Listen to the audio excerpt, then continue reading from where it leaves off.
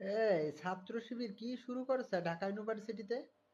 তারা জয়যুক্ত হইয়া দেখি পুরো ঢাকা ইউনিভার্সিটিটাকেই তারা চেঞ্জ করা শুরু করছে। ঘটনা কি? এভাবে যদি চলতে থাকে তাহলে তো ওই যে বাম রাম আছে না, তারা তো আগামী 20-30 বছরে মনে হয় ওইখানে আর হইতে পারবে না।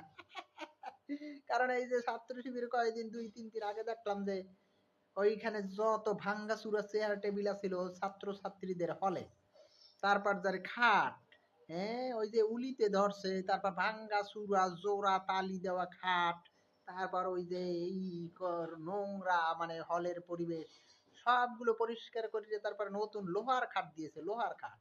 তারপর আবার এইখানে আবার 20টা শাটল দেওয়ার বা এই যে পরিকল্পনা অলরেডি 4টা দিয়েছে। তো এভাবে যদি হয় তাহলে দেখবেন যে ওই যে যে দলেরই হোক, যে দলেরই ছাত্র ছাত্রী হোক, সবাই তো ভোট দেবে ছাত্র শিবিরকে। যাই হোক, আমি এটা নিয়ে আসলে অ্যাপ্রিসিয়েট করি ছাত্র শিবির, তোমরা এগিয়ে যাও। কারণ আমরা চাই যে কেউ ওখানে যে কেউ হোক কিন্তু ভালো কাজ করুক। ঠিক আছে, ভালো কাজ যারা করবে তারাই হোক, তাতে কোনো সমস্যা নাই। আমার ওইখানে হইতে হইবে সভাপতি এমন না। যেরকম ধরো বাংলাদেশে যারা প্রধানমন্ত্রী হবে, দেশটাকে সুন্দর মতো চালাক, ঠিক আছে, সে কালাছড়া হোক, সমস্যা নাই আমার। কিন্তু সুষ্ঠু সুন্দরভাবে দেশটা চালাবে, তাহলেই সমর্থন পাবে। ওকে, ভালো থাকো, সুস্থ